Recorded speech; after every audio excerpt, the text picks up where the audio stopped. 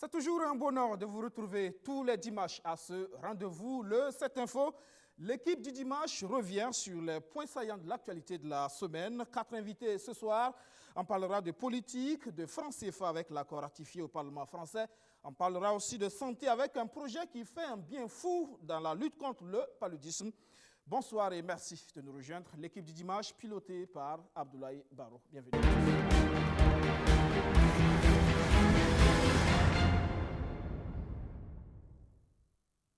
Quatre invités donc ce soir, le professeur Fangassé Mahamadou Diarra, agrégé des facultés des sciences économiques, enseignant à l'université Norbert Zongo de Koudougou. Il est par ailleurs conseiller du Premier ministre burkinabé. Bonsoir professeur. Merci de répondre à notre invitation. Avec nous également le docteur Daniel Kéré, directeur exécutif du CEDAM, le Cercle d'études Afrique-Monde. Bonsoir, bienvenue. Bonsoir. Chargé également de cours à l'IFIC. Bienvenue. Bonsoir. Docteur Ousmane Badolo, directeur technique du projet IMC, améliorer la lutte contre le paludisme, va nous rejoindre tout à l'heure pour parler donc de cette maladie qui frappe. On parle plus de coronavirus et pourtant le paludisme est toujours là. Et puis avec nous également Siaka Koulibaly, notre consultant politique. Bonsoir. Bonsoir. Le 7 Info, c'est donc parti, le journal du dimanche. Nouvelle menace sur des journalistes, un véhicule dans lequel se trouvait le journaliste Ladji Bama a été victime d'attaques et il revenait de Dori. Nous étions en pleine campagne électorale. Le journaliste a porté plainte. Siaka, déjà un mot sur cette nouvelle menace. Ça commence à devenir récurrent. Oui, c'est ça.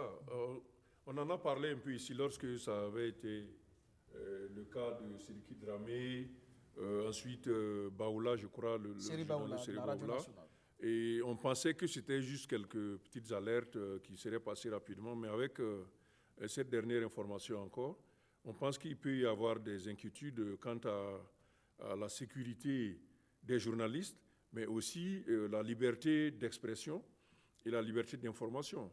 Je ne sais pas quelle instance est la mieux placée pour prendre en charge la question en dehors des aspects judiciaires où la police est déjà en action.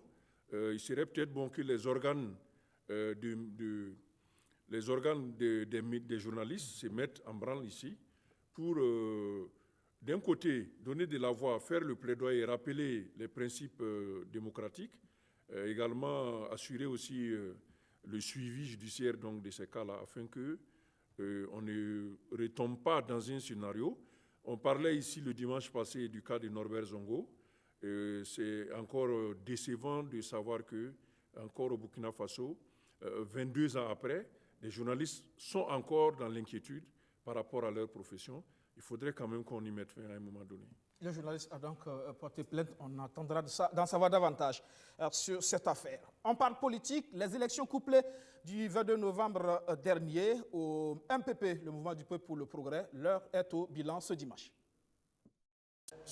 Le bureau politique national du Mouvement du Peuple pour le Progrès en conclave ce 20 décembre à Ouagadougou.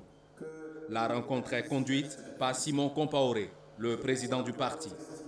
Au menu des échanges, le bilan de la campagne présidentielle et législative du 22 novembre dernier, qui a vu la victoire de son champion Roch Kaboré. Un bilan jugé satisfaisant selon Simon Compaoré.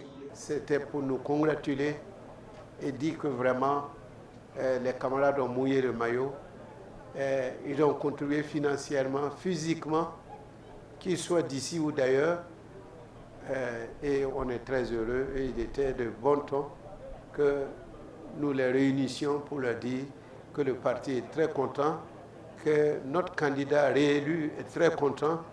Pour le président du MPP, sa formation politique a marqué de bons points et se positionne comme le parti leader du pays. Parce que nous restons aujourd'hui maîtres des lieux. Le président, c'est Roch Marc Christian Kaboré, c'est sans conteste. Nous avons 56 députés, même si on attend dans quelques minutes les résultats définitifs de la Conseil constitutionnel. Et l'un dans l'autre, notre parti, le MPP, reste le premier parti du Burkina. Le prochain challenge reste les élections municipales à venir. Et Simon Compaoré et ses camarades s'y préparent déjà. Et voilà donc, et on apprend que le président du Faso était aujourd'hui donc au niveau du Palais des Sports de Ouaga 2000 dans le cadre des préparatifs de son investiture prévue pour le 28 décembre prochain. Alors, Siaka Koulibaly, c'est donc fini, résultat validé par le Conseil constitutionnel cette semaine, on l'a vu. Place donc maintenant au travail. Oui, donc on peut conclure que l'élection a été rondement menée et qu'au final, il n'y a pas eu d'incident majeur concernant ces exercices-là. Et le MPP et le candidat Roch-Marc Christian Kaboré peuvent se féliciter d'avoir accentué leur surface politique avec une élection présidentielle remportée dès le premier tour avec un score un peu plus important que celui de 2015. Un score également en hausse pour le parti, mais surtout la présence du parti de la majorité plus importante cette fois-ci encore, qui va conférer une majorité beaucoup plus stable que même 2015, la législature passée. Si bien qu'au sortir de ces élections, le MPP et le président réélu disposent d'une assise politique plus confortable. Cela a pour conséquence de faciliter l'action gouvernementale et d'avoir moins de soucis à se faire dans la définition des politiques, dans l'adoption des lois au niveau du Parlement. Il va maintenant rester à avoir dans le contenu de ces politiques-là qu'est-ce qu'il faut donner comme orientation. Le chef de l'État, dans les premiers messages informels qu'il a eus après l'élection, parlait de considérer les propositions faites par les autres candidats lors de la campagne présidentielle et de voir là où quelques idées pouvaient être mises à contribution pour faciliter la gestion des affaires publiques au Burkina Faso. On va voir dans le déploiement de l'action politique la mise en place du gouvernement. Est-ce que cela va refléter le nouveau paysage politique? On parle donc d'arrivée d'autres forces qui pourraient rejoindre la majorité qui, dans le passé, n'y étaient pas. Donc, on verra bien comment est-ce que les réorganisations vont se faire. On verra comment les réorganisations vont se faire. On sait aussi que du côté de l'Assemblée, on attend impatiemment qui sera le nouveau président. On ne sait pas si Bala Sakandé sera toujours là ou pas. Oui, je pense que cette question n'est quand même pas fondamentale pour le fonctionnement des institutions. C'est peut-être une question de politique, mais à mon avis, elle n'influence pas tellement. Surtout que cette fois-ci, comme on l'a déjà dit, quand vous faites le point des députés, des partis qui étaient déjà dans la majorité, elle est largement confortable. Donc, à mon avis, peu importe en réalité qui serait à la tête du perchoir à l'Assemblée nationale, ce qui serait plus important, c'est de voir l'équilibre des forces peut-être au niveau parlementaire, afin de veiller à ce que le travail parlementaire soit plus performant, parce que s'il y a une majorité très importante, en général, il n'y a pas de match, comme on dit, les décisions seront prises facilement. Et souvent, cela fait que des décisions qui ne sont pas très, très bien regardées arrivent à transparaître, à passer dans les mailles du filet. C'est plutôt là qu'il faut peut-être ouvrir l'attention. À l'Assemblée nationale, justement, cette semaine, prise de mandat pour des députés suppléants, c'est la conséquence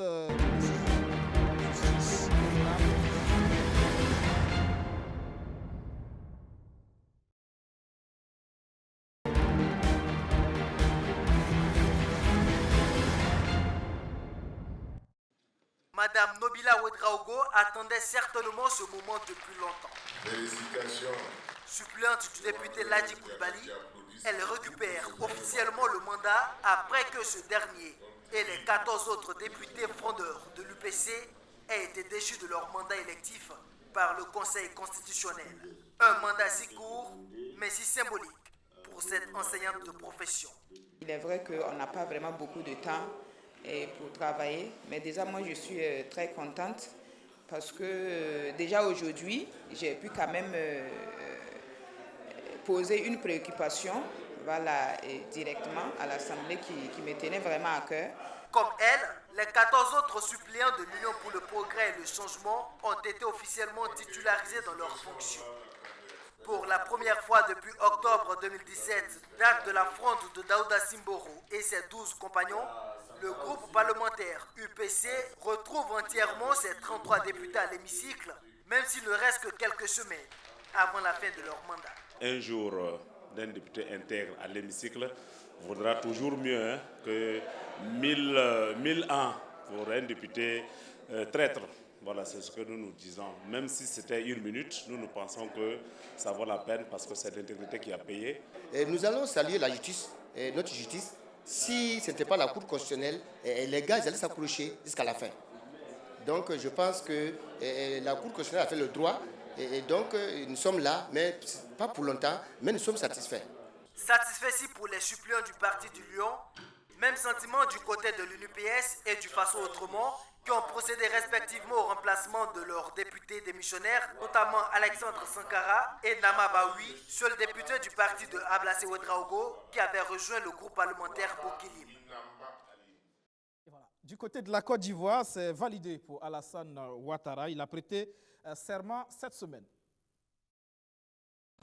Mes chers compatriotes, les progrès réalisés en matière de réconciliation sont appréciés par nos compatriotes, notamment la loi d'amnistie d'août 2018 qui a permis la libération de 800 prisonniers de la crise post-électorale ou encore la récente délivrance d'un passeport ordinaire et d'un passeport diplomatique à mon prédécesseur. Afin de consolider davantage la cohésion nationale, j'envisage de créer un ministère en charge de la réconciliation nationale dans les prochains jours. Ce département ministériel aura pour mission de faire une évaluation de nos actions, avec pour objectif le renforcement de la cohésion nationale et de la réconciliation des filles et des fils de notre chère Côte d'Ivoire. Dans cette même dynamique, j'ai instruit le Premier ministre de reprendre les discussions avec les partis politiques pour mettre en œuvre les recommandations de la CEDEAO relatives à la Commission électorale indépendante dans la perspective de la tenue des élections législatives dans le courant du premier trimestre 2021 afin d'être en conformité avec le calendrier de la mise en place des institutions de la Troisième République. J'invite donc l'ensemble des partis politiques à saisir cette nouvelle opportunité qui s'offre à tous pour aboutir à la décrispation du climat politique par le dialogue, afin de renforcer la paix et la stabilité dans notre pays. Et voilà donc pour la Côte d'Ivoire, 3e mandat d'Alassane Ouattara, validé donc cette semaine. Siaka Coulibaly, avec notamment cette information, Kouadio Kona Bertin, candidat à la présidentielle de 2020 en Côte d'Ivoire, qui devient ministre de la Réconciliation nationale. Est-ce le bon profil? Mais disons que il serait difficile de critiquer ce choix, étant donné que Kouadio Kona Bertin est une personnalité bien reconnue de la scène politique ivoirienne. D'ailleurs, il a été candidat à l'élection présidentielle. Donc, il est assez présent sur cette scène politique-là. Aussi, un tribullion... Une participation contestée, quand même. Oui, participation contestée. Aussi, il est un tribullion du parti du PDCI, qui est je crois, le 2e plus grand parti de la Côte d'Ivoire. Donc, ce n'est pas n'importe qui à ces postes-là. Ceci dit, sur la question de la réconciliation, beaucoup ont déjà émis des inquiétudes quant à la capacité de KKB, comme on l'appelle couramment, de ramener face à face un certain nombre donc, de poids lourds de la politique ivoirienne, pour la simple raison que lui-même est en difficulté dans son parti d'origine, le PDC-RDA, ce qui fait qu'il aura peut-être du mal à animer une communication avec les leaders de ce parti. Mais en réalité, le ministre de la Réconciliation nationale peut très bien animer les phases organisationnelles, les phases infrastructures, les phases logistiques du dialogue national, tout en laissant à d'autres acteurs le soin de diriger les séquences de la concertation politique. Donc, je crois que dans le cas de la Côte d'Ivoire, on parle même de demander l'assistance de la communauté internationale à travers les Nations Unies et à travers un représentant qui serait nommé, qui lui pourrait jouer un rôle plus actif dans les phases donc, de concertation politique. Si bien que, au final, les aspects organisationnels, la convocation des séances, la logistique de la participation, les hébergements peuvent être gérés par le ministère, donc AKB à la charge, mais la dimension politique, le contenu de la réconciliation peut être animé par d'autres forces et d'autres personnalités, peut-être beaucoup plus consensuelles que ne l'est KKB lui-même. Voilà, merci, Chaka Koulibaly. On parle à présent d'un sujet d'intérêt pour les pays de l'UEMOA. L'ECO, la France a ratifié, vous le savez, le 10 décembre dernier, l'accord monétaire conclu déjà il y a un an avec les pays de l'UEMOA, l'ECO, pour remplacer le franc CFA. On en parle ce soir. Alors, avec nous, le professeur Fangassé Mahamadou Diarra, qui est très averti sur ces questions monétaires. Il est agrégé des facultés des sciences économiques. Il est enseignant donc à l'université Norbert Zongo de Koudgou. Encore une fois, bonsoir. Bonsoir. Voilà. Et sur cette question, justement, on entend parler de l'ECO, de Hadot et de Macron. Ça reste le franc CFA. On vous a vu d'ailleurs faire un post sur le sujet. Vous parlez d'une vue symbolique et d'une vue technique. Oui. Je disais, bon, techniquement, la réforme qui a été annoncée, je pense, le 21 décembre 2019, comporte un volet, je dirais, technique, qui, du point de vue de l'économiste que je suis, ne change pas fondamentalement les choses. Par contre, quand vous regardez les revendications des uns et des autres, surtout dans le cadre de nos sociétés civiles, il y a un aspect symbolique. Et si c'est cet aspect symbolique qui est l'important, la réforme annoncée le 21 décembre a une importance capitale.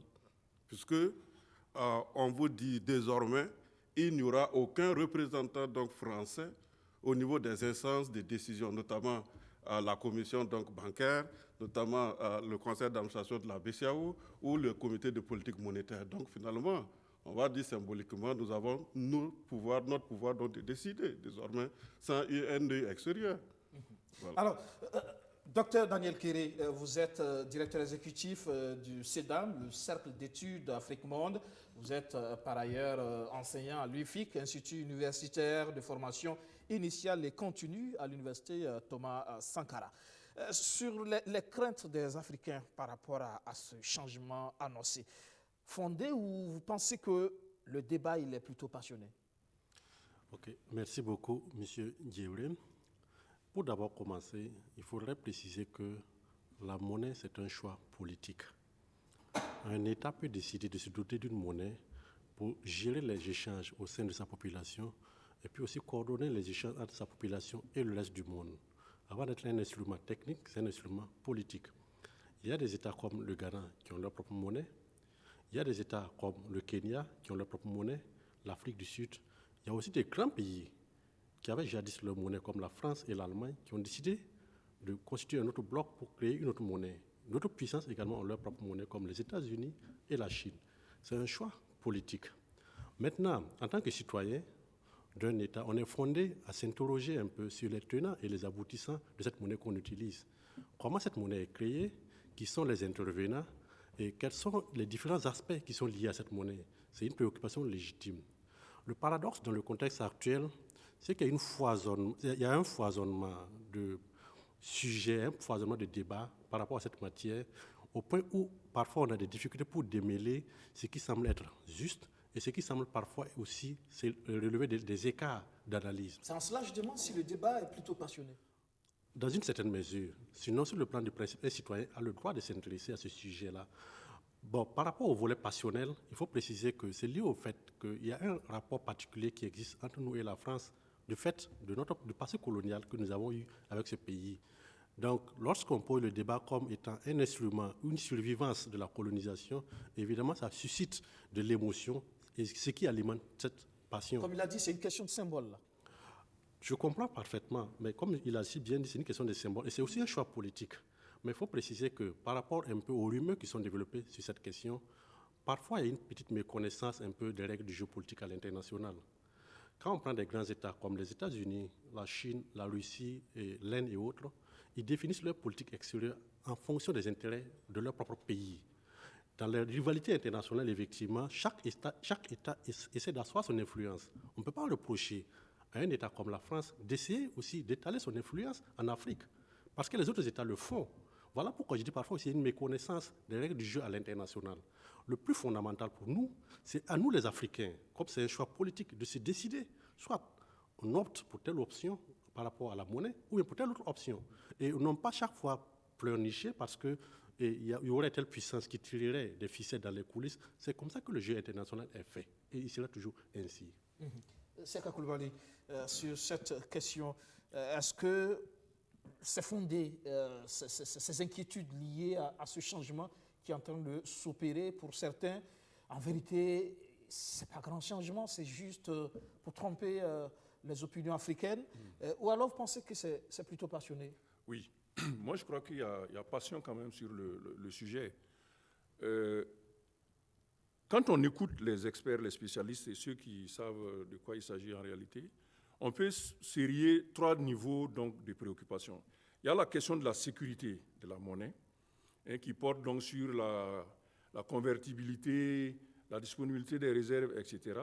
Il y a la question de la performance de cette monnaie, où certains disent que c'est parce que nous sommes dans le franc CFA que les pays de cette sphère-là n'arrivent pas à se développer. Encore, il faut documenter donc, toutes ces données. Et il y a la dimension politique dans laquelle se trouve la question du symbole.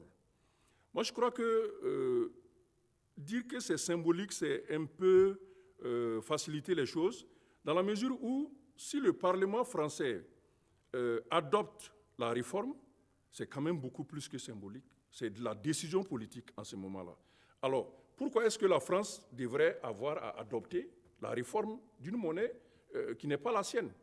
Donc déjà, à ce niveau, on risque de ne pas sortir donc, de toute cette revendication qui est faite au niveau des sociétés civiles, au niveau de la population, pour savoir, mais finalement, c'est de la monnaie de qui qu'il s'agit. Est-ce qu'il s'agit de la monnaie de la France ou est-ce qu'il s'agit de la monnaie des pays francophones? Donc la question va rester posée. Et quand on voit la manière dont cette réforme a été initiée, notamment en décembre 2019, par un petit groupe de personnes, notamment Emmanuel Macron, président de la France, et le président ivoirien Alassane Ouattara, alors que la question était donc de la faire adopter au niveau même de l'UEMOA par les 8 pays de l'UEMOA. Et au-delà de ces 8 pays, la question donc de la monnaie commune ouest-africaine qui devait être étudiée au niveau de la CEDEAO. Donc toutes ces questions mises en perspective, on se rend compte que, en réalité, la revendication des populations ouest-africaines d'avoir une monnaie totalement séparée de l'ancienne puissance colonisatrice n'a pas du tout été aboutie parce que, au final, il y a des aspects effectivement cosmétiques qui sont acquis, comme la non-présence des représentants français dans les instances de la BCEAO, et aussi la délocalisation des réserves, je crois, qui ne sera plus au niveau de la Banque de France. Et ces questions-là sont réglées, mais le fond est que la décision a été prise par le Parlement français. Justement, d'un point de vue technique, justement, professeur Diarra, ça vous dérange quand on lit l'écho au président ivoirien ou au président Macron? Je pense qu'il faut qu'on clarifie un peu le contexte. Ce qui est souvent oublié, c'est qu'on doit comprendre que c'est un processus. Nous devrons aller à l'écho. Il y a 8 pays qui sont dans le franc CFA. Est-ce qu'on va se lever du jour au lendemain et dire, bon, le franc CFA c'est fini et puis on part à l'écho? Non. Il faut aller progressivement. Et la réforme de 2019 fait partie de ce processus. Il faut être responsable, dire que nous devrons aller donc à l'écho en 2020. C'est ça qui était prévu. Vous avez des millions d'individus qui utilisent une monnaie. Si effectivement on devrait adopter l'écho en 2020, supposons que c'était février 2020, et que les autorités de l'UEMOA n'avaient rien fait, et le lendemain on déclare on s'en va donc à l'écho. Non, ce n'est pas comme ça ça se passe. Donc il faut des procédures. Et ça fait l'étape de 2019, c'est une des étapes.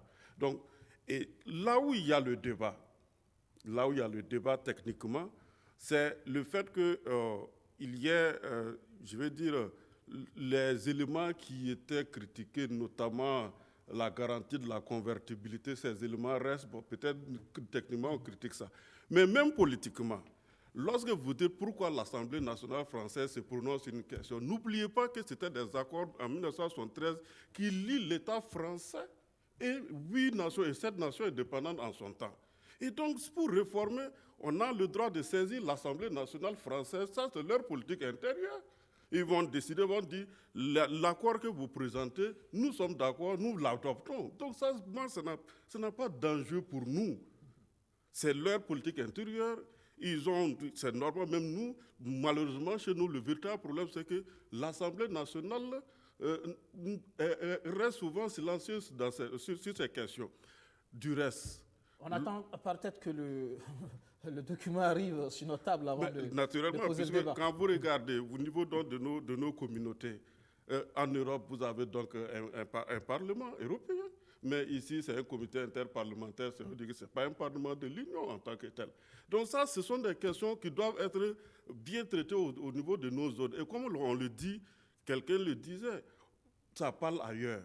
Ça parle de l'autre côté, mais chez nous, bon, on fait comme si on attend toujours que... Sinon, la population, les parlements devraient s'en saisir de ces questions-là pour pouvoir poser clairement le débat, au lieu qu'on reste donc à tourner autour avec les techniciens seulement, et que la société civile soit dans, je vais dire, dans un truc de fourre-tout. Chacun dit... Vous voyez le problème qui se pose actuellement. Donc, il faut qu'on centralise les choses, il faut qu'on recadre les choses. La réforme de 2019, c'est une étape en prélude de la mise en place de l'éco de la CEDEAO. D'accord, pour l'approche graduelle. Mais visiblement, c'est le leadership du président ivoirien et de Macron qui semble être suspect. Je vous dirais qu'en réalité, ce qui s'est passé, le président, son Excellence Alassane Ouattara, représentait donc la conférence des chefs d'État et de gouvernement de l'UEMOA. Et donc, c'est dans ce cadre que ça a été... le texte a été, la réforme a été annoncée en présence donc du président français. Ce n'est pas son nom propre. Non. Parce que l'impression que ça donne, c'est que, et peut-être à ce niveau, que les présidents des autres pays de l'UEMOA devraient aussi clairement affirmer leur position pour qu'on sache véritablement. Parce que l'impression, c'est que c'est Ouattara qui décide avec Macron et puis les autres suivent. Non, je ne pense pas que ce soit ainsi. Je dis que quand le président Ouattara a parlé, il a parlé au nom, donc, étant président de la conférence des chefs d'État et de gouvernement de l'UEMOA. Donc, on ne peut pas dire qu'il est allé en solo sur cette question. Bon, il y a beaucoup de choses qui sont dites, mais franchement, certainement, les gens ne vont pas à l'information, ou alors c'est sciemment fait. D'accord. Alors, l'éco comme symbole d'une souveraineté retrouvée, Daniel, vous le voyez comme ça? Je pense que par rapport à cette réforme, je ne vais pas me prononcer par rapport aux aspects techniques. Le principe d'évoluer pour tendre vers une monnaie sous-régionale ouest-africaine est une idée noble. Je pense que ce qui coince le plus, ce n'est pas tellement le processus. Parce que dans cette dynamique, on aurait pu contenter plusieurs personnes, notamment des revendications au niveau des sociétés civiles et autres. Des personnes estiment que les réformes ne sont pas totalement abouties, d'autres personnes trouvent que c'est abouti. Mais le point qui achoppe le plus, pour moi, ce n'est pas le volet technique, c'est la dénomination de cette monnaie, qui est l'éco.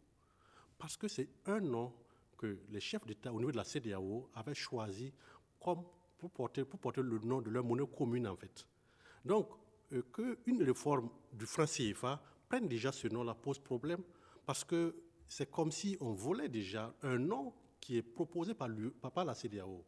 On peut, dans le processus d'aboutir à cette monnaie sous-régionale, on peut déjà commencer des réformes au niveau du franc CFA, tout en maintenant le nom ou en proposant un autre nom, autre que ECO. Parce que ECO, c'est le diminutif de ECOWAS. C'est la CEDEAO version anglaise, c'est le sigle anglais en fait de la CEDEAO. Et on aurait pu prendre le diminutif du sigle français, CED, mais la prononciation, ça donne CID. Et ce qui ressemble un peu à la monnaie ghanéenne, le CID qu'on utilise. Pour éviter ces confusions, on n'a plus le diminutif du sigle anglais ECO. Et ça, c'est une monnaie de la CEDEAO. Pourquoi ne pas donner un autre nom? Si on trouve que le mot CFA gêne, pourquoi ne pas donner un autre nom à cette monnaie en attendant que la CEDEAO, quand elle sera prête, porte vraiment le nom ECO pour baptiser sa monnaie? Ce qui coince le plus, c'est ça en fait en réalité. Ce n'est pas tellement le processus pour aboutir à la monnaie commune qui pose problème. C'est un processus noble et je pense que si on a enclenché ce processus avec une autre dénomination, on aurait condamné tout le monde, y compris les États qui sont assez critiques par rapport à cette perspective au niveau de la CEDEAO. Je parle des États anglophones. Alors, professeur Diarra, techniquement, justement, l'approche en cours, justement, qui vient d'être ratifiée au niveau du Parlement français, est-ce que c'est la bonne, cette approche, c'est-à-dire ces réformes qui sont, est-ce que c'est la bonne? Oui, je voulais insister sur un aspect. Parce que quand vous parlez de prendre un autre nom et non locaux, il faut se poser la question, quelle est la stratégie? Parce que ce qui était prévu, effectivement, c'était qu'en 2020, les pays qui auront respecté les critères vont à l'éco. Et le véritable problème, c'est quel éco? Nous sommes sur le point de dire que l'éco qu'on doit avoir à terme pour les 15 pays dont la CEDEAO, ce n'est pas un éco de fait. Il faut aller graduellement. Donc, il était convenu, quand vous regardez les statistiques et les pays qui ont respecté les critères pour passer donc à l'éco, ce sont les pays de l'UEMOA, les 8 pays de l'UEMOA. Donc, on dit, bon, comme ils respectent les critères, ils vont adopter l'éco en 2020. Maintenant, c'est pourquoi je dis, là où il faut poser le problème, pourquoi un éco avec arrimage à l'euro? C'est là où se trouve le débat. Imaginez, par exemple, en février 2020, le Ghana était prêt. La Sierra Leone était prête. Mais naturellement, il pouvait rejoindre donc l'éco qui est constitué donc des 8 pays donc de l'UEMOA. Donc, je pense qu'il faut comprendre peut-être le processus comme ça. Maintenant, la réforme, c'est pour le cas de l'Assemblée nationale. Ça nous permet de revenir sur les grands changements, justement. Alors. Oui, les grands changements consistent en 2 ou 3 points. Le premier point concerne donc la suppression donc, du compte d'opération avec tous les éléments donc, qui y vont. Naturellement, le transfert donc, des réserves d'échange au niveau donc, du Trésor français, 50% pour assurer la convertibilité illimitée donc, du franc CFA. La deuxième réforme, comme je l'ai dit tout à l'heure, consistait donc à dire, bon, désormais, aucun représentant français ne sera dans nos instances de gestion de la monnaie et de la finance. Bien sûr, là où il y a le problème, comme je l'ai dit tout à l'heure, c'est qu'on n'est pas allé au bout jusqu'à dire, mais le processus de la garantie. On dit finalement, il n'y a plus de compte d'opération et il y a la garantie. Comment elle se fait? Ça, c'est ça la question donc, de fond. Mais quand vous lisez bien les textes, il y a un garant qui est nommé. On dira qu'il y a une personnalité de qualité qui va venir, par exemple, au sein de nos institutions pour, en cas de crise, pour pouvoir nous aider, entre griffes, à gérer donc, les situations de crise. Donc, c'est des choses qui sont définies ainsi. Et je pense que c'est étape par étape, parce que ce que les gens disent au niveau donc, de nos sociétés francophones, c'est que de l'autre côté, ils n'ont pas de la volonté, il faut le dire. Parce que nous parlons sur la base des statistiques. On a fait on a défini combien d'étapes. N'oubliez pas que c'est depuis 1975 que la construction de l'Union monétaire en Afrique de l'Ouest a commencé. Depuis 1990, on est sur le marché commun. Donc, naturellement, il y a eu plusieurs stratégies et chaque fois, à l'échéance, ça ne marche pas. Et donc, nous avons compris que lorsqu'on va adopter cette stratégie, ceux qui seront prêts en 2000 vont y aller, les autres vont suivre après. Nous pensons que c'était ça une bonne solution. Quand on parle de garantie illimitée et inconditionnelle de convertibilité pour assurée par la France, ça veut dire quoi? Ça veut dire que vous savez, nous avons besoin donc de devises, c'est-à-dire des dollars, des euros, de la livre, les yens, ainsi de suite, pour faire nos achats à l'extérieur. Mais comme nous ne fabriquons pas ces billets-là, on va trouver ces billets où? Nous arrivons à vendre à l'extérieur aussi pour avoir donc ces devises-là. Mais le problème, c'est qu'on vend moins qu'on en achète de l'extérieur. Donc, il y a toujours un déficit. Et ce déficit-là, il faut qu'il y ait quelqu'un qui comble ça pour nous. Et donc, c'est pourquoi on dit, dans le cadre des accords de coopération monétaire, il était prévu effectivement que lorsque nos pays viendraient avoir des difficultés de disposer donc de devises, alors le Trésor français s'engageait à assurer toute la quantité nécessaire pour assurer nos importations. C'est ça la convertibilité. Oui, Cheka. Oui. L'impression, c'est que c'est finalement, en réalité, quand vous écoutez justement le débat au sein des sociétés civiles, c'est comme s'il y a un manque d'informations, une insuffisance d'informations sur le débat. Et c'est l'impression aussi que les présidents ne font pas assez justement pour être clairs sur le sujet. Tout à fait. Moi, je voudrais ne pas m'enliser dans l'aspect technique de la question pour essayer de ramener dans ce débat-là le point de vue commun, le point de vue populaire. Les gens estiment que l'annonce de décembre 2019 a eu essentiellement pour effet de plomber le processus au niveau de la CEDEAO, qui avait prévu que 2020 serait la date pour adopter l'ECO. Et comme il y a eu cette annonce de 2019, apparemment, on n'a pas eu travaillé sur la question en 2020, si bien qu'au jour d'aujourd'hui, nous sommes en fin de 2020, on n'a aucune annonce du point de vue de la CEDEAO sur la question de l'ECO. Donc on a comme l'impression que l'opération de 2019 avait eu pour objectif de plomber un peu ce processus-là. Ce qui était attendu, au moins de la CEDEAO, c'était de mettre sur la table un projet qui soit lisible par les Africains de l'Ouest, qui puissent savoir qu'est-ce que nous avons comme nouvelle situation monétaire pour notre sous-région, afin qu'il y ait déjà la préparation d'une certaine conscience de la population sur la nouvelle monnaie, etc. etc. Mais aujourd'hui, on n'a même pas cette stratégie, on n'a pas cette définition de monnaie, on n'a pas les grandes lignes de la nouvelle monnaie ouest-africaine. Donc, c'est pour cela que les gens continuent à avoir une dent contre ce processus dont le professeur est en train de parler, qui est peut-être techniquement fondé, mais d'un point de vue populaire, d'un point de vue politique, n'a pas du tout atteint les objectifs qui sont attendus par les populations et la société civile. Docteur Kéré. Ok, merci beaucoup. Et je disais tout à l'heure que le processus pour arriver à l'ECO, qui est le nom de la monnaie qui serait utilisée au niveau de la sous-région ouest africaine, c'est un processus enclenché au niveau de la CEDEAO. Si une partie de ces États, des États de la CEDEAO, voudraient prendre cette dénomination pour leur monnaie, cette décision aurait dû être prise au niveau de la CEDEAO, pas au niveau de l'UEMOA, parce que c'est un processus interne à la CEDEAO. Parce qu'on a vu quand même des réserves. Justement, c'est la raison pour laquelle l'autre bloc, essentiellement les pays anglophones, d'abord ont rejeté ce principe. Ils sont réunis après cette annonce, ils ont rejeté cette idée parce que le terme ECO, le nom ECO, là, c'est la monnaie de la CEDEAO. Si des pays de l'UEMOA veulent baptiser leur monnaie de ce nom, cette décision a été prise au niveau de la CEDEAO. Et là, il n'y aurait eu aucun problème.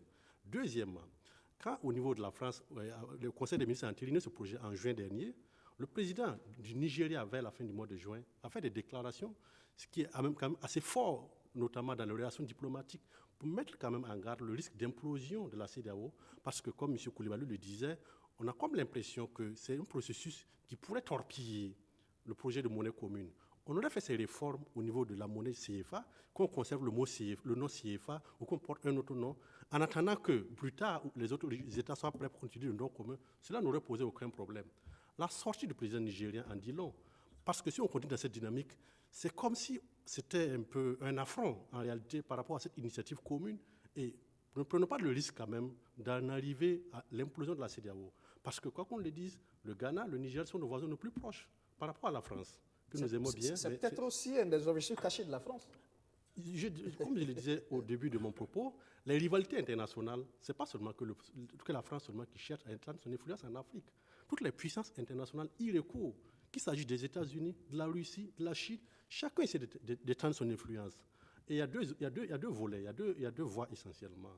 Dans les relations internationales, il y a la voie officielle, qui est empreinte de courtoisie et de respect mutuel entre les États. Mais à la voie officieuse, puisqu'il n'y a pas de super policiers, il n'y a pas de super gendarmes au-dessus des États pour surveiller en fait l'application des textes. C'est pourquoi dans la voie officieuse, on peut se passer, disons, des textes légaux, on peut se passer parfois d'un code éthique, étudier des procédés, disons, qui s'écartent un peu quand même des normes de respectabilité pour étendre son influence. Le côté officieux, c'est beaucoup plus l'apanage des services secrets. Et tous les États y recourent. On ne peut pas reprocher à la France de chercher à étendre son influence en Afrique. Toutes les puissances le font. Maintenant, qu'est-ce que nous, au niveau de l'Afrique, qu'est-ce que nous faisons? Et je suis d'accord avec le professeur parce que quand on regarde un peu, il y a un peu une sorte de piétinement, une sorte de surplace qu'on fait, parce qu'au niveau de la CEDEAO, l'idée d'une monnaie commune ne date pas d'aujourd'hui. Plusieurs échéances ont été annoncées et ça n'a jamais été respecté. L'impression qu'on a, c'est qu'il n'y a pas vraiment une volonté réelle de la part de la grande puissance qu'est le Nigeria d'enclencher ce processus, parce que c'est un grand pays, le Nigeria. Peut-être que la France nous aide finalement en nous donnant le coup de fouet. Bon, je ne voudrais pas trop qu'on dépende des puissances internationales, parce que leur politique internationale, c'est d'abord pour les intérêts de leur pays. Et ça peut aussi ne pas être forcément dans le sens de nos intérêts. Et c'est comme ça que la société internationale fonctionne. Comment nous, maintenant, on se définit par rapport à ça? Comment nous parvenons à imprimer nos intérêts nationaux dans nos rapports avec les Occidentaux? C'est ce qui compte pour nous. Et justement, la monnaie, ça reste un outil de relations internationales. On l'a dit au début ici, c'est d'abord un choix politique. Un État peut être petit, il peut avoir sa monnaie. Un État peut être plus grand, il peut avoir sa monnaie. C'est un choix. On ne peut pas dire qu'un État, quelle que soit sa taille, ne peut pas se doter d'une monnaie. Maintenant, est-ce qu'on peut s'assumer? Parce que gérer une monnaie, je ne maîtrise pas tellement les aspects techniques, mais il y a des contraintes certainement. Peut-être le professeur pourrait nous en édifier. Il faut s'assumer. C'est un choix politique. On prend le choix et on s'assume. Juste un petit rappel. Il y a quelques années de cela, pour convertir par exemple 1 million de francs en cedi ghanéen, il fallait tout un sac. Je ne dis pas si c'est bien ou c'est faux ou c'est mauvais, mais aujourd'hui, le Ghana ne se plaint pas. Vous ne pouvez pas demander aux Ghanais d'abandonner leur monnaie, sauf peut-être pour la perspective de l'écho de la CEDEAO. Professeur, s'assumer justement tout en restant prudent parce que techniquement aussi, on peut être confronté à une situation dommageable. Naturellement, je rebondis sur ces propos. Le Nigeria est très proche. Le Ghana l'est plus. Mais il n'y a que 13% de nos échanges que nous faisons avec le Ghana et le Nigeria, alors que nous sommes en Europe 40%. Donc, ça, c'est comme un théorème. On vous dira que les pays qui échangent le plus là ont la possibilité de créer une monnaie commune viable. Et voilà un des critères que la CEDEAO ne respecte pas. Deuxièmement, quand vous parlez de leadership au niveau mondial, naturellement, qu'est-ce qui prouve qu'Alassane Ouattara, ce n'est pas ce genre de leadership qu'il a exploité? Au lieu de faire un vagabondage du nom du CFA, sort CFA, on fait ceci, on parle là-bas, non. La monnaie est beaucoup plus sensible pour qu'on fasse ce genre de trucs. Donc, je pense qu'ils ont pris une décision. Ça a dû coincer avec les pays anglo-saxons, anglophones, mais quand vous regardez, vous le savez, ils n'ont pas la volonté pour y aller. Donc, pourquoi on va détruire quelque chose que nous avons construit durant, je vais dire, un quart de siècle, voire plus, je vais dire depuis 1973, qui... ça fonctionne ou pas, peu importe. Mais en tout cas, les conditions que nous avons voulues pour que ça soit ainsi, c'est-à-dire la stabilité, ces conditions y sont.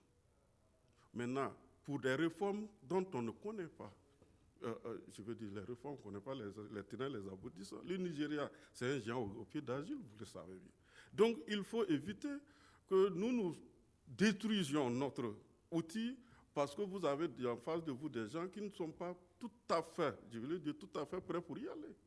Et donc, le leadership dont vous parlez, je pense que c'est dans ce sens-là qu'il fallait peut-être aller, parce que il faut le dire, nous avons honnêtement des problèmes de la société civile, naturellement, parce que la population veut comprendre, c'est une monnaie coloniale, c'est une monnaie, et beaucoup de gens pensent que c'est à cause de France CFA, ils ne mangent pas à leur faim.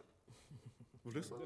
Donc, justement, professeur, avec la chute de la croissance pour nos États, due justement à la situation sanitaire, la COVID-19, est-ce qu'il n'y a pas de risque par rapport au respect de ces critères de convergence dont vous parlez? Naturellement, dans le cadre de l'UEMOA, l'Union économique et monétaire ouest-africaine, il a même été décidé de suspendre l'application de ces critères de convergence, parce que si on ne peut pas demander à un État donc, de faire un déficit de 3% avec toutes les dépenses qui sont en face de lui. Donc, il y a eu à un moment donné, on a suspendu, et lorsque la situation va revenir à la normale, on va reprendre l'application de ces critères-là. En tout cas, Siaka Koulibaly, ça reste un débat. Hein. L'écho tel que présenté aujourd'hui, là, et qui a fait l'objet d'une ratification d'accord au Parlement français, ça semble passer mal, notamment au niveau des sociétés civiles. C'est vrai que pour les techniciens, c'est peut-être qu'on comprend mieux le problème, mais au sein des sociétés civiles, ça semble... Oui, c'est très clair qu'il y a un déficit de communication sur le sujet. C'est vrai que c'est une question très technique, mais on peut l'exprimer de façon à ce que les populations comprennent de quoi il s'agit. Là où je conviens avec le professeur, c'est le fait que la CEDEAO n'a pas, jusqu'à présent, pu mettre sur la table un projet cohérent qui n'attend que la décision, alors que la date butoir était déjà là. Mais est-ce que cela justifiait que l'UEMOA, en particulier le représentant Alassane Ouattara, prenne cette décision? Je pense qu'il y avait matière à réfléchir pour qu'une autre procédure soit adoptée, à savoir maintenir le statu quo du franc CFA tel qu'il est avec la France, Et ça peut s'expliquer aux opinions nationales pour dire, bon, nous sommes dans un processus avec la CEDEAO, ce processus n'est pas encore complet, il sera prêt à telle période, 2020, 2021 ou 2022, mais en attendant, nous restons avec la monnaie que nous avons, parce que, comme le président Alassane le développe très souvent, il y a la stabilité de cette monnaie-là, et elle permet donc de faire un certain travail. Si on veut avancer, il faut avancer pour le bien et améliorer plutôt que de faire des réformes à la va-vite. Et moi, je suis partisan, même dans cette société civile, de ne pas aller à la précipitation. Moi, je veux voir clair dans le nouveau projet avant qu'on ne saute le pas. Mais cela ne veut pas dire non plus qu'il faille faire en sorte que le projet lui-même soit remis en cause, comme on pense que c'est le cas à l'heure actuelle, lorsque la décision a été annoncée en 2019 et qu'aujourd'hui, la France adopte sa réforme. Ça donne l'impression aux opinions que finalement, la France a fait une réformette pour maintenir son lien colonial. Et ça, il va falloir travailler en termes de communication politique pour effacer cette image-là, qui est déjà très répandue à l'heure actuelle. Dr Kéré, comment créer ce consensus? Le train est déjà en marche. Non, je pense que, bon, il y a un petit mystère qui entoure ce processus quand même, parce qu'on n'a pas trop senti beaucoup de communication autour de ces différentes étapes. Et je prendrai un exemple basique. C'est inconcevable, par exemple, qu'au sein de l'Union européenne, on procède à un changement de monnaie sans qu'il n'y ait de larges consultations populaires. Débat national. Et peut-être même de référendums. Ici, on a l'impression que c'est un peu à huis clos que les choses se décident. C'est une affaire de chef d'État, visiblement. On n'a pas trop senti le sommet qui a créé l'écho, là. On n'a pas trop senti ça. Et bon, la ratification au niveau du Parlement français, l'information est passée comme un éclair. Bon, parce que vous aussi, vous êtes très futé que vous avez saisi l'information. Voilà, vous êtes très futé que vous avez saisi l'information. Il n'y a pas trop de communication par rapport à ça. Et c'est qui renforce la suspicion par rapport à ça. Évidemment, au Burkina Faso, des traités doivent être ratifiés au niveau de l'Assemblée nationale. En l'état, je pense que ce ne serait pas adéquat d'adopter cette réforme-là. Pourquoi? On peut réformer le franc CFA pour le perfectionner davantage. Évidemment, quand une monnaie existe et fonctionne déjà, on peut chercher à l'améliorer. En conservant le nom, ça ne pose aucun problème. En donnant un autre nom, ça ne pose aucun problème. On voit que si on utilise le nom ECO, ça va irriter les autres pays de la CEDEAO. Pourquoi prendre ce risque? Si on utilise le nom ECO, on risque de provoquer l'implosion de la CEDEAO. Pourquoi prendre ce risque?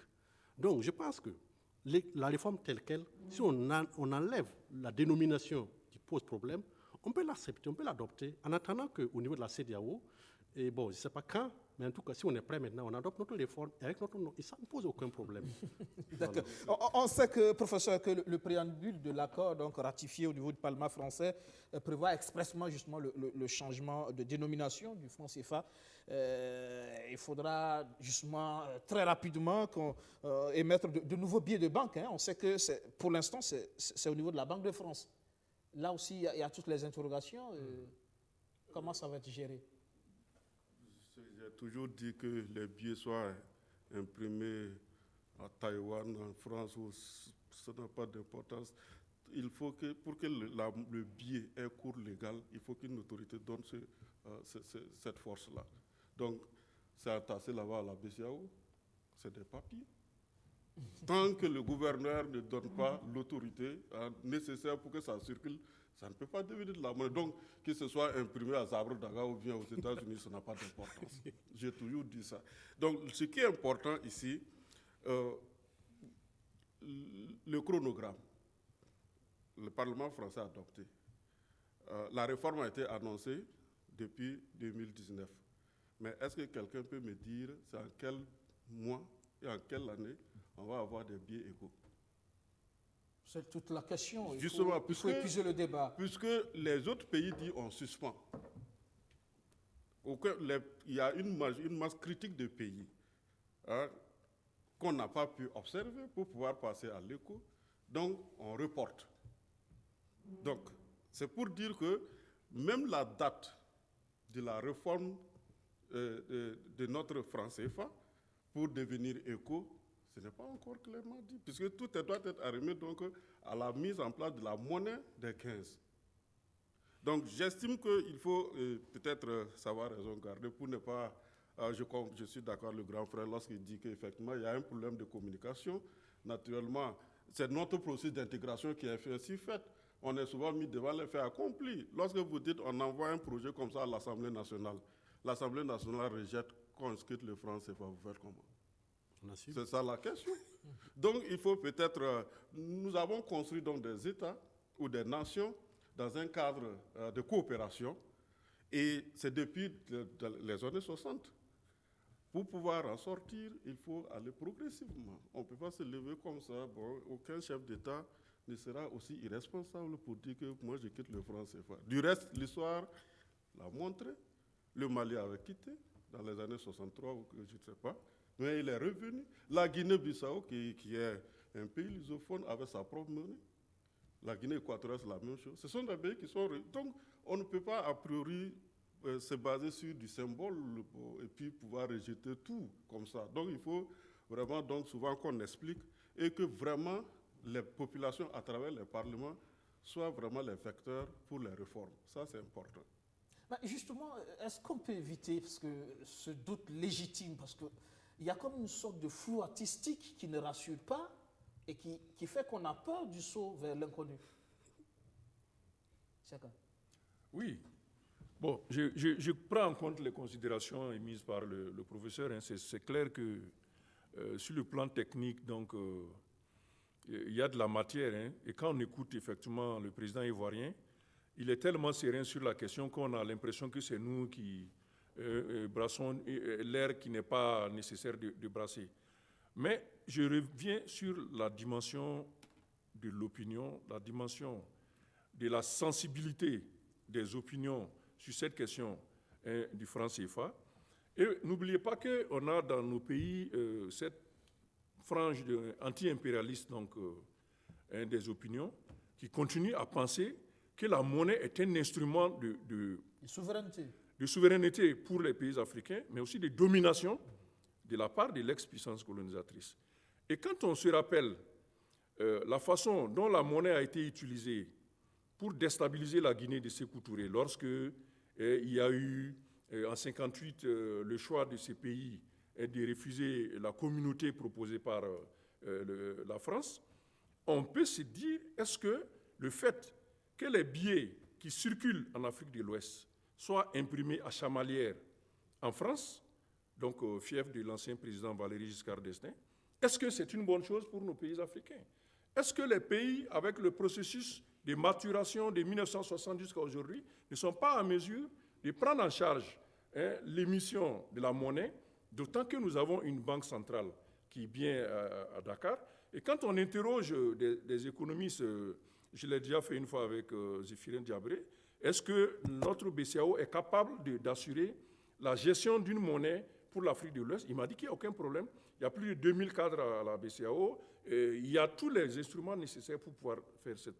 Alors, à partir de ces informations, nous continuons, ceux qui ne sont pas dans la sphère technique, à nous demander, mais pourquoi donc est-ce que cette monnaie est toujours gérée si par ailleurs la France se défend d'avoir des bénéfices avec donc, les liens qu'elle maintient avec cette monnaie-là? Si c'est vrai qu'elle ne bénéficie pas de son lien avec le franc CFA et les pays francophones, pourquoi est-ce qu'elle ne libère pas ce qui serait un poids pour elle en ce moment? Donc la question reste ouverte au niveau des opinions et je souhaiterais que les politiques des pays ouest-africains aidés par les techniciens puissent expliquer aux populations de quoi ils retournent exactement avec cette question. Parce que moi, quand je reviens à 2019, après l'annonce de la réforme, il y a eu quand même des opinions exprimées qui n'étaient pas aussi sereines sur la question au niveau du président du Niger, Mahamadou Issoufou, et même au niveau du président du Faso. Quand on lit entre les lignes leurs déclarations faites après donc, ces réformes-là, nous avons eu l'impression qu'ils avaient pris acte du fait accompli et qu'ils ne voulaient pas remettre en cause la participation du Burkina Faso à l'UEMOA ni au processus de la CEDEAO, mais que quelque part, l'orientation des discussions, l'orientation des décisions gagnerait à être beaucoup plus appropriée par les opinions, les parlements et les institutions des pays qui sont concernés. Et cette demande-là, je pense qu'il faut toujours la maintenir. Professeur, il faut se préparer, justement, d'accord. Mais est-ce que vous, techniciens, au niveau déjà pays, est-ce que vous travaillez justement clairement à expliquer les choses sur les enjeux? Non, je pense que sur le plan technique, on ne peut pas dire que nous ne disposons pas d'éléments nécessaires pour gérer une monnaie. Ce n'est pas quand les gens parlent de gestion, ça renvoie à quoi? C'est ça la question. Est-ce que gérer la monnaie, c'est de dire, au regard donc, de l'évolution de l'activité, voilà telle quantité de biens on doit mettre en circulation? C'est ça la gérer, mais n'importe quel pays peut gérer sa monnaie. Ce dont on parle, c'est comment faire en sorte que cette monnaie soit crédible au niveau international et éviter qu'il y ait par exemple de la spéculation, il y ait des attaques par-ci, par-là. En fait, c'est ça l'enjeu. Alors, quand vous dites la France gagne quoi? Moi, c'est de bonne guerre que la France gagne quelque chose. Ça, c'est normal. Nul n'est motivé en dehors de ses intérêts. Mais l'enjeu ici, les gens, et la France ne parle pas beaucoup de l'enjeu. Il y a quelques rares individus qui évoquent l'enjeu. Au moins, nous sommes sur le symbole. Mais lui ou moi, c'est un marché. Mais les entreprises qui sont au bord de la mer, là, les propriétaires, c'est qui? La France préserve un marché. La France préserve la transférabilité facile des capitaux de cette zone vers. Mais ça, mais sinon dire qu'on dépose 50% des réserves, ce n'est pas ça l'enjeu. C'est pourquoi, pour pouvoir mettre en place une monnaie indépendante, comme les gens le disent, il faut construire le réel. Vous parlez de l'éco. Le jour où on va faire 70% de nos échanges avec le Nigeria, il n'y aura aucun technicien qui va avoir des réserves sur cette monnaie. Mais nous disons, du point de vue technique, c'est vrai, vous dites l'aspect politique compte, mais comment coordonner l'aspect politique pour 15 pays? C'est ça l'enjeu. Donc il faut éviter peut-être pour un petit pays, bon, avec une petite gestion rigoureuse, on réussit, parce qu'il y a beaucoup de pays qui réussissent. Maintenant, si on a choisi donc d'avoir 8 pays qui partagent la même monnaie, c'est qu'il y a des intérêts, il y a des avantages, et il faut peut-être préserver ces avantages et ces acquis, et puis les élargir aux autres pays. Maintenant, comme je dis, les gens revendiquent l'indépendance monétaire. Si vraiment on veut l'indépendance monétaire, on n'a qu'à mettre fin aux francs CFA, à la coopération monétaire, et puis chacun crée sa propre monnaie comme les autres. Là, on aura vraiment l'indépendance monétaire. Mais est-ce que c'est ça la solution? Donc, je pense qu'il faut peut-être, comme le grand frère dit, il faut communiquer pour que les gens puissent comprendre qu'en réalité, personne n'est plus panafricaniste. Souvent, quand vous voulez exprimer, on dit que vous êtes vendu. Bon, tout ça, c'est pour dire qu'il y a un problème de communication, il y a un problème d'information, et donc il faut. Peut-être que techniquement, on n'est pas encore arrivé à convaincre justement ceux qui s'expriment ainsi. C'est vrai que souvent, il est très difficile donc d'utiliser dans des termes pour pouvoir expliquer aux citoyens. Voilà. Parce que moi, je donne des conférences, mais je vois pertinemment que ça ne suffit pas pour pouvoir convaincre. Mais au moins, on arrive à faire comprendre à ceux qui veulent comprendre, parce qu'il y en a qui ne veulent pas comprendre du tout. Et ils sont braqués, ils disent, voilà, c'est une monnaie coloniale, on a qu'à jeter tout, et puis voilà, aller à autre chose. Quand vous leur demandez autre chose, c'est quoi? Pas de réponse. Oui, okay. Merci beaucoup. Et comme je le disais tout à l'heure, les grandes puissances, avant tout, leur politique étrangère, et les différentes options politiques en matière de relations extérieures, c'est d'abord décider par rapport à leurs intérêts nationaux. Et le professeur le fait bien de le remarquer, la France défend ses intérêts. On ne peut pas lui reprocher cela. Vu les enjeux, par exemple, que représente le passage, disons, au niveau de l'UEMOA, le passage du franc CFA à l'éco, vu les enjeux, je pense qu'il faut un débat public au niveau de nos opinions publiques. C'est le débat qui manque surtout. Oui, parce que l'impression qu'on a, c'est que c'est un processus caporalisé où peut-être on a des choses à cacher et les choses se décident. Une entente secrète entre les présidents et la France. C'est qui coince. Au regard surtout des enjeux même que cela entraîne, avec le risque d'implosion de la CEDEAO, parce que les États anglophones ne sont pas prêts à ce que l'UEMOA ravisse le nom ECO. Donc, pour vous, pour terminer, justement, il faut un véritable débat africain, national, avant que les choses ne passent à l'Assemblée. Pas seulement dans les cercles d'initiés. Il faut un débat public national, des débats publics étendus à toute l'opinion nationale pour qu'on comprenne. Pour terminer, la question, c'est justement ça. Que faut-il au pays de la zone CFA, justement, pour une véritable indépendance monétaire? Bon, certainement, il y a des aspects techniques. Je ne me prononce pas tellement sur ce point. Mais je dis avant tout, ce sont des choix politiques. Et quand on prend un choix politique, quand on fait un choix, on l'assume. Évidemment, si vous décidez aujourd'hui de battre votre monnaie, et il y a des... Bon, le milieu international, c'est aussi une jungle. Il faut être prêt aussi à assumer des coûts. Et ce sont des épreuves de maturité. Pour moi, on ne doit pas avoir peur. Au lieu de laisser toujours un bébé état. On a l'impression qu'on a peur de prendre des cours. Mais au lieu de laisser un bébé état, il faut aussi évoluer quand même pour devenir un état adolescent, peut-être un état adulte. Il faut l'accepter. Si tous les États de l'UEMOA décident de battre leur propre monnaie, ils ne vont pas s'effondrer. Ils vont traverser des périodes de difficultés, certes, mais ce sont des épreuves de maturité. Professeur, accepter un grand garçon de s'assumer, d'y aller avec toutes les conséquences que ça peut avoir, ou vous restez convaincu qu'il faut aller graduellement parce qu'il y a trop de risques? Oui, mais je dis, il servira à quoi? De créer une situation qu'on pourrait éviter.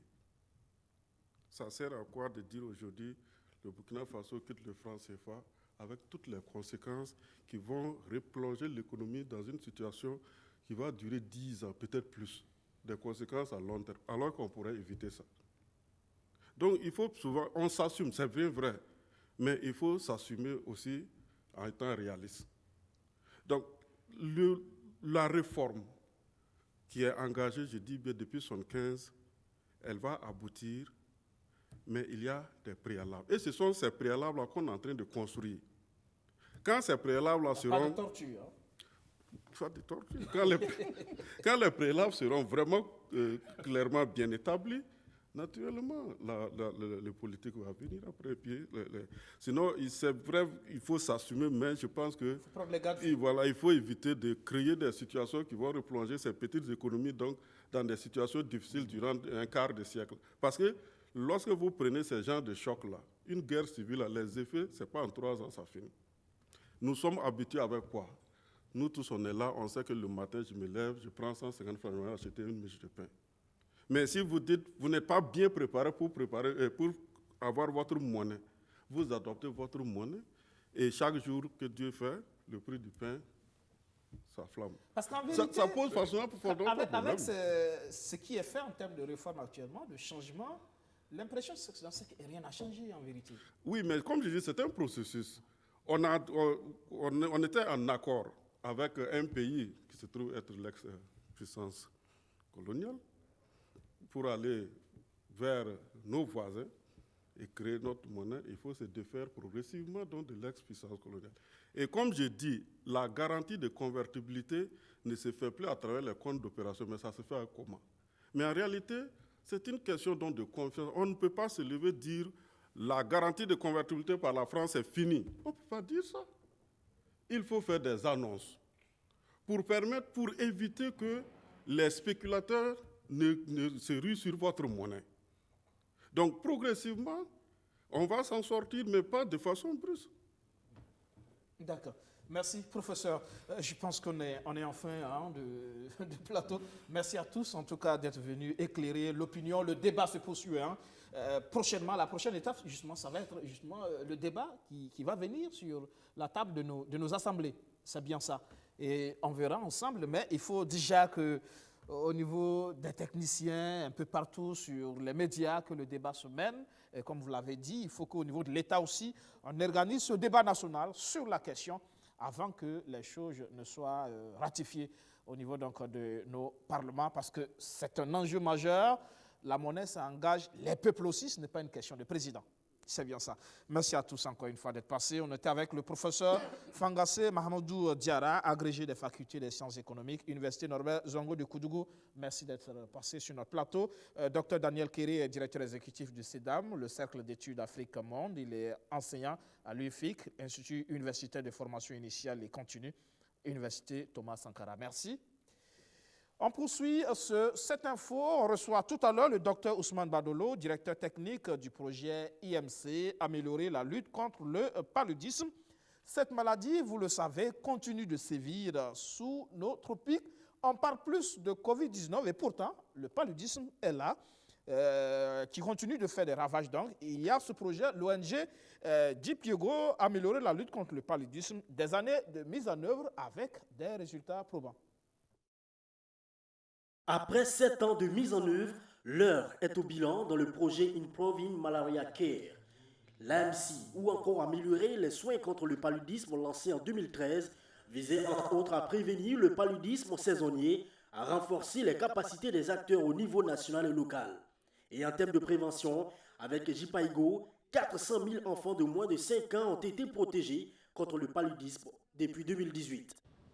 Les activités de ce projet qui avait une envergure nationale avaient pour but de contribuer à la réduction de la morbidité et de la mortalité liée au paludisme, conformément au plan stratégique national de lutte contre le paludisme, et a couvert 3 volets que sont la prévention du paludisme, le diagnostic et le traitement, le renforcement des capacités des acteurs au niveau national et local. Le projet Améliorer les soins contre le paludisme s'est étendu sur tout le territoire burkinabé.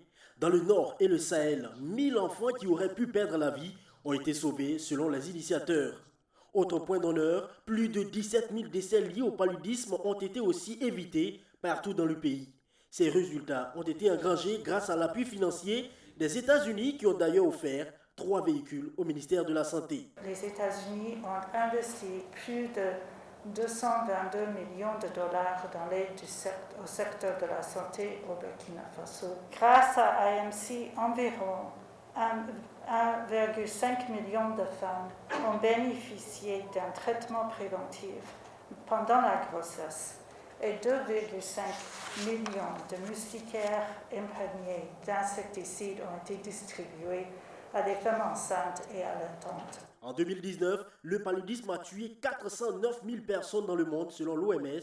C'est pourquoi l'avènement de ce projet est salué par le ministère en charge de la Santé. Le paludisme était un véritable problème de santé publique. De par les taux de morbidité et de mortalité élevés, nous sommes en train de clore ce projet à un moment donné où les résultats sont fort appréciables et fort probants. Et nous osons espérer et compter que le peuple américain puisse poursuivre ses efforts, puisse poursuivre ses résultats positifs avec nous. Et nous ne désespérons pas parce que l'ambassadeur a vu les progrès que les hommes et les femmes sur le terrain, depuis le niveau central jusqu'au niveau communautaire, ont pu réaliser. L'ONG Jipaigo crée et fournit des solutions de soins de santé transformatrices. Dans la mise en œuvre de son plan d'action, elle a misé aussi sur les campagnes de sensibilisation de proximité à travers la communication pour le changement social de comportement. Le combat contre le paludisme doit se poursuivre pour l'éliminer définitivement du Burkina Faso. Appel lancé par le ministère de Claudine Louguet. Et voilà donc le paludisme qui reste un véritable problème de santé publique, un danger sanitaire pour l'Afrique. Le docteur Ousmane Badolo, directeur technique du projet IMC, Améliorer la lutte contre le paludisme, est avec nous. Bonsoir, docteur. Bonsoir. Alors, on dit le bilan des morts du paludisme en Afrique subsaharienne en 2020 pourrait atteindre les 769 000 morts, 2 fois plus qu'en 2018. Cela signifierait un retour à des taux de mortalité que l'on ne voit plus depuis 20 ans. C'est l'OMS qui le dit. Ça reste un sérieux problème pour l'Afrique. Oui. C'est vrai que le paludisme demeure la première cause de consultation, la première cause d'hospitalisation et la première cause de décès dans nos formations sanitaires. Devant la COVID-19. Bien sûr. À titre d'exemple, jusqu'à la semaine 50, c'est-à-dire entre le 1er janvier 2020 et le 10 janvier 2020 et la semaine dernière, c'est la 50e semaine, nous avons totalisé 10 700 000 cas de paludisme au Burkina Faso. C'est ce qui a été rapporté par les services de santé, avec malheureusement 3 179 décès. Oui. Donc c'est vraiment énorme. Je ne voudrais pas comparer avec les chiffres de la maladie à coronavirus, mais la différence est là. Nettement clair. Ouais. Alors, on constate justement que la COVID-19 perturbe la lutte contre le paludisme. Hein? C'est vrai que des études ont montré que l'utilisation des services de santé au temps fort de la crise avait baissé. Donc de ce fait, c'est tout à fait normal qu'on enregistre de moins en moins de cas, que ce soit du paludisme ou les autres affections pendant cette période. Mais en la réalité, les cas de paludisme persistent. D'accord. C'est quoi IMC, Improved Malaria Care? Ok, merci. Merci de nous donner cette opportunité de parler de IMC. Et je voudrais avant tout remercier les autorités du ministère de la Santé, remercier également l'USAID et l'initiative présidentielle contre le paludisme PMI et tous les acteurs qui nous ont permis de mettre en œuvre le projet IMC. IMC en anglais c'est Improving Malaria Care, ou intensifier la lutte contre le paludisme ou améliorer la lutte contre le paludisme. C'est un accord de coopération financé par l'USAID et PMI. PMI, c'est l'initiative présidentielle de lutte contre le paludisme pour soutenir le Burkina Faso, soutenir le programme national de lutte contre le paludisme dans la mise en œuvre de son plan stratégique national. IMC est un projet d'envergure nationale, c'est-à-dire qu'il couvrait tout le territoire et avait pour but d'atteindre 3 résultats essentiellement. Le premier résultat, c'était que la prévention du paludisme est améliorée. Le deuxième, c'était que le diagnostic et le traitement des cas de paludisme sont améliorés. Et le troisième, c'est que les capacités nationales de coordination, de gestion de la lutte contre le paludisme sont renforcées. À ces 3 résultats, permettez-moi d'ajouter un 4e, qui était en fait la mise en œuvre des mesures de prévention et de contrôle des infections, qui était aussi très important dans la mise en œuvre de l'IMC. Les PCI. Alors, 7 ans de mise en œuvre maintenant pour ce projet, c'est bien ça. Avant de parler des résultats, quelle stratégie innovante de lutte, puisqu'il est question d'améliorer justement cette lutte contre le paludisme?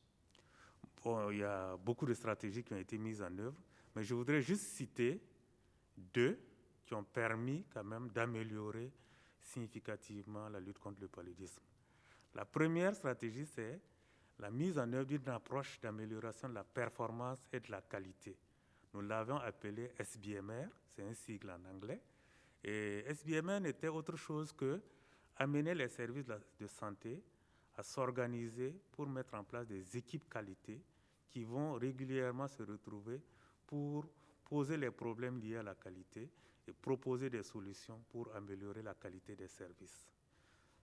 Et la deuxième innovation que je peux citer, c'est le M-mentoring. M comme mobile. M-mentoring, c'est une approche qui a consisté à envoyer des messages à travers des SMS, à travers la téléphonie mobile, à des prestataires, 753 prestataires de la région du Sahel, parce que c'est une région où, du fait de l'insécurité, il est difficile d'aller vers les agents de santé pour des mises à jour sur les directives. Donc, à travers cela, chaque semaine, des messages étaient envoyés aux prestataires pour leur dire « Attention, devant la fièvre, pensez au paludisme. Attention, ne traitez pas un cas de paludisme sans l'avoir confirmé. Attention, le paludisme persiste. Et pensez aux directives nationales de lutte contre le paludisme à chaque fois. » Donc, ça, c'est des innovations qui ont été mises en place par IMC. Des innovations et les résultats qui parlent. Il y a notamment une réduction, on l'a dit, substantielle de la létalité du paludisme. C'est bien ça? C'est vrai, mais nous ne devons pas dire que tous ces résultats sont dus à IMC. Nous devons humblement reconnaître que c'est l'action de tous les partenaires de la lutte contre le paludisme. C'est l'action de l'État, c'est l'action de l'OMS, de l'UNICEF, de Malaria Consortium, de tous ceux qui ont œuvré à renforcer la lutte contre le paludisme. Effectivement, IMC n'a pas de formation sanitaire. On renforce les capacités de l'État, on renforce les capacités des prestataires pour offrir des soins de qualité. Et entre 2013 et 2020, on constate qu'effectivement, en matière de prévention, il y a une meilleure disponibilité des moustiquaires, il y a une meilleure utilisation des moustiquaires. Parce qu'avant 2014, on était à 53%, et maintenant nous sommes à plus de 95% d'utilisation des moustiquaires. Résultat appréciable. Donc ça, c'est quand même quelque chose d'important à signaler. Mais ce n'est pas dû à l'effet unique de IMC. Ça, il faut le dire. C'est une coordination. IMC a joué sa partition. Exactement. Il y a aussi cette question du diagnostic et du traitement amélioré. Oui.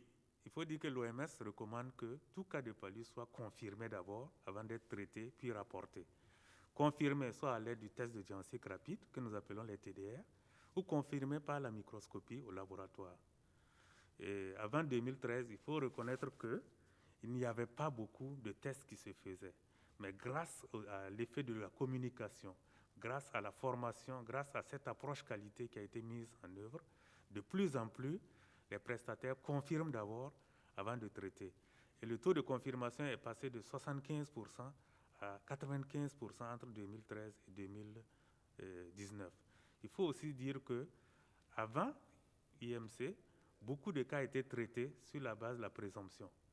Mais nous sommes passés du 18% de cas traités sur la base de la présomption à moins de 2 cas qui sont traités sur la base de la présomption. Donc il y a un déclin dans la prise en charge des cas non confirmés de paludisme. Ça aussi, c'est vraiment une victoire à mettre au compte de l'ensemble des partenaires. Une victoire. Donc il y a aussi, vous en parlez tout à l'heure, de PCI, prévention et contrôle des infections. Oui, la PCI a été possible par l'appui de l'USAID à partir de 2017 et à travers cela, IMC a contribué techniquement et financièrement à former près de 1500 agents de santé sur les mesures de prévention et contrôle des infections. En outre, IMC a contribué à former dans les 49 CMA, les CMA c'est les hôpitaux de district, à former les agents de santé pour qu'ils puissent produire la solution hydroalcoolique. Et si bien que quand la pandémie de la COVID-19 est arrivée, des formations sanitaires qui pouvaient déjà produire la solution hydroalcoolique étaient vraiment contents de le faire et ravitaillaient toutes les formations sanitaires qui gravitaient autour des CMA.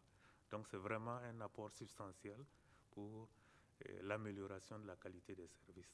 Donc des renforcements de capacité donc, des acteurs de la lutte. Il y a aussi la CCRC, la communication pour le changement social de comportement. Là aussi, il y a eu des efforts considérables. Oui, IMC a travaillé, JIPAEGO a travaillé en partenariat avec Promaco pour la mise en œuvre des activités de communication. Ces activités de communication sont allées des plaidoyers au niveau régional avec les autorités régionales pour l'engagement dans la lutte contre le paludisme, la sensibilisation des acteurs au niveau communautaire, les démonstrations de comment utiliser les moustiquaires et l'élaboration de spots audiovisuels qui ont permis d'améliorer la connaissance de la population sur la maladie qu'est le paludisme. Voilà. Et donc, ces temps d'action, ce sont des résultats quand même qui sont satisfaisants aujourd'hui. C'est aussi des perspectives parce qu'il ne faudra pas s'arrêter là. Tout à fait, tout à fait. Et le paludisme, on peut dire que la lutte contre le paludisme s'est intensifiée au cours des dernières années, mais le paludisme demeure encore, malgré tout, la première cause de consultation, la première cause de décès dans nos formations sanitaires.